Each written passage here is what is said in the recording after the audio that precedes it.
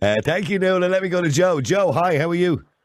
Not too bad, Niall. How are you doing? You're good. Good, I'm great. Joe, in relation to religion in general, you know, the disappearance of religion, is that a bad thing or is that a good thing for society?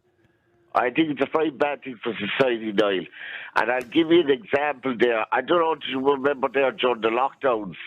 There was a video circulating there online. I think it was actually circulating again last year of a priest up in County Mayo. Do you remember?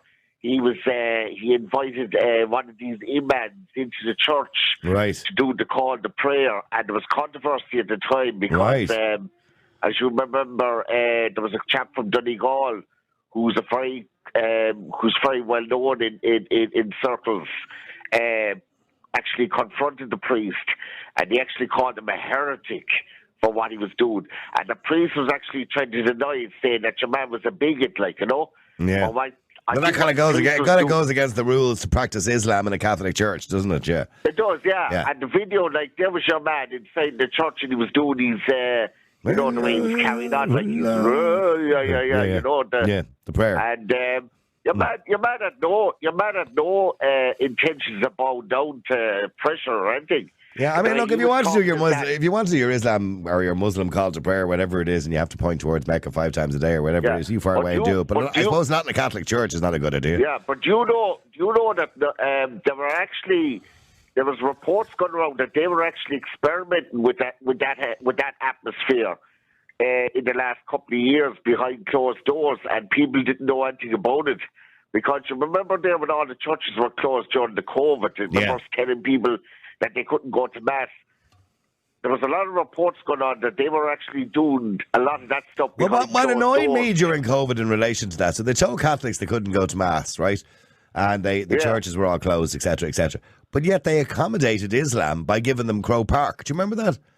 I do, of course, yeah. And do you remember they had 200 people at the event. And, and then they did it again there only recently. And I'm going, why are you doing it now for? COVID's over. Stop doing it. You don't need to do it. But and another thing too, I don't know, do you know that Mary Lou MacDonald, there was a gang of them there before Christmas, a gang of the shinners, the so-called. Oh, I know, yeah. The shinners were there the last time too. Yeah, that's right. Yeah, they were protesting. They were protesting at I think it was the Pro Cathedral, where they tried to interrupt one of the masses there, and they started giving out to the priest, saying that he should have. That he should be accommodating all religions and all this stuff. Which is there was nobody actually put a stop to it, and I think this is where the problem lies now. Okay, and you think the decline in Catholicism is a bad thing for society, generally speaking? You believe it is a bad thing for society now, because if you don't have if you don't have the traditional values, your society and your country breaks down, and that's what's happening. And it's getting out of control, really, at the moment, you know, because you have politicians and the woke lefty media who are promoting this kind of nonsense, and it needs to stop. Okay, Joe, thank you very much indeed for that. Let me go to John. John, hi, how are you? Oh, thanks. Just as well that your man didn't try that in a Cork church anyway. The call to prayer, because they tell you he wouldn't do it if he was in the church anyway. Oh, you know, he wouldn't do it if you were there, John. No, I can tell you that now. There'd be a protest outside immediately. If the priest railed up and... Well, they're doing it all across the UK. In the UK currently at the moment now, Islam have taken over a lot of churches because the populations in some of the small towns around, particularly London and Birmingham, places like that, are now Muslim populations, primarily Muslim populations. And the churches were going to close down because there was nobody attending them anymore, because all the Catholics are gone, the Protestants are gone. So Muslims are now taking over the church buildings. And the same thing will happen here, because I can walk to 3 churches within 20 minutes from my house now, where I'm on the phone to you, right? But the thing is, I say less than 5 years, one of those churches will be gone. Yeah, there's nobody in them anymore, John. There's very few people in them anymore. Well, we had a great priest here in Ballyhan, the home of the anti-water campaign, and Father Murphy, God rest him, he was a great man. But the day he finished up and he returned, he gave a brilliant sermon after the altar, and he said, listen, if you want the doors of this church to stay open, you have to go to Mass. Otherwise the doors will close. Now what will happen, one of those 3 churches, if they do go in my vicinity here, I mean, it's quite possible, not too far away, in an industrial unit, there are hundreds and hundreds of Muslims every Friday doing the call to prayer, right? And that one of those churches will be grabbed. And as one man said to me, I'm not saying it, I'm just relating back what he said if that happens, John, he said, I know it will be deconsecrated, but he said, I personally will burn that building to the ground. No, I wouldn't. Well, I don't want people burning buildings to the ground either. No, but that's what's out there, because people are, look, you see, the thing is with the whole Islamic thing, right? They are here for the long haul. And if you could get into a time machine and go forward 50 years, you won't recognise this country. If it continues on, the people pouring in here. Well, I mean, if the current figures continue the way they're going at the moment, I'm not a mathematician, I can't work it out, but I'm sure somewhere between 50 and 100 years' time, there'll be more Muslims in Ireland than Catholics. They will. And you see, the one thing about Catholicism, look, sure, it had a lot of faults, right? But society had faults as well that time there. The government allowed the modern baby homes. The people themselves and their daughters got pregnant, put them into these homes. Why didn't they keep them at home? John, we've been through this argument before. The reason they didn't was because they felt pressure from the parish priest or from the church at the time not to have a pregnant daughter in the village because it was shameful. They were told it was shameful. I know a person in the suburbs, right? Well, the woman's of good age, I think she has passed on, but she got pregnant, and the same thing happened again. There was pressure put on, but her family said, "No way, this girl is staying in." And that's all well and good, but my mother lived in Arran Key, right? My biological mother, she lived in Eden Key or Arran Key, in around there somewhere, and she was living on her own. I think, as far as I know, she was single, and and she got pregnant, obviously, with me. And, locals would have been looking at her. The local priest would have been looking at her. Look at her. She's not even married. And look at her. She's up the duff. You know what I mean? And that would have been quite shameful in those days. And it was shameful because the church said it was shameful. No other reason. No other reason. It was shameful in society. Like, why didn't people just stand up and look out? Like, this guy, there's a case here in Cork, right?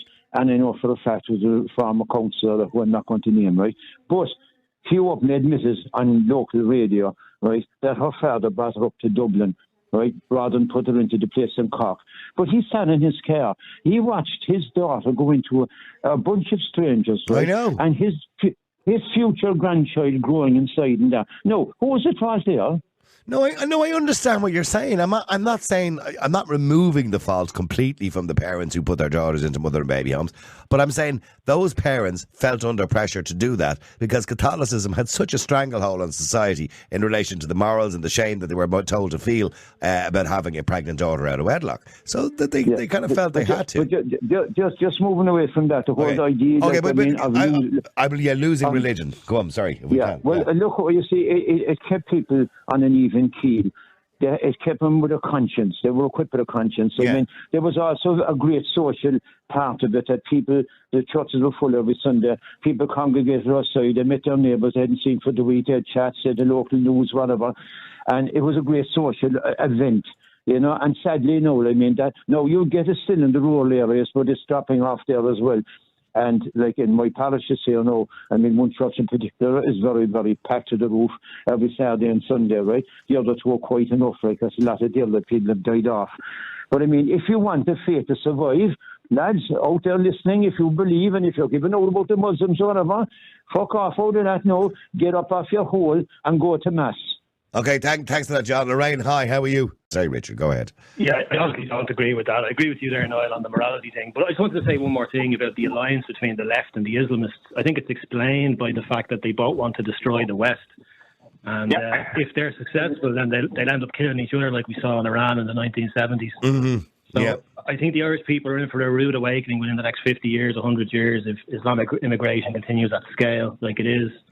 I'm an atheist, but I grew up, obviously I was baptised. I didn't have any say in the matter. I was raised Catholic, and in my community I have fond memories of going to, midnight Christmas Mass and enjoying the Christmas carols and everything. And there was a great community spirit. Outside the church, you talk to your neighbours walking home, and that's gone now, and of course a lot of people miss that. So I think it's a little bit of a pang of nostalgia more than anything else. Well, it's a culture, isn't it? It's more of a culture. And those traditions of, communion, confirmation, Christmas, Easter, all those things, they're all kind of Irish traditions more so than religious occasions for a lot of people. Yeah, I'm happy to say that I'm culturally Catholic, even though I wouldn't actually identify as such. I'm an atheist, I'm a non-believer, but as I say, like I'd much rather be around Catholics and Jews and fucking Scientologists than. Yeah, but I don't know about the Scientologists, but the Jews. I'm not too sure about Scientologists believing in spacemen. What I say is, look, we can see the decline. Well, then it's up to Catholics out there. Get off your arses. Do something about it. Don't sit back and wait for your churches to be taken over and be turned into mosques. And before we know where we are, we'll all be bowing down and we'll be the infidel and we'll be paying jizya, which is protection money. But when that goes up and up and up and you have no more jizya to pay, you either convert or try and keep your head on your shoulders. So I think it's about time us Catholics began to stand up and say, no more. We want our churches back the way they were. We want the true faith taught in our churches in the story. All right, all of you, hold on there a second. I need to just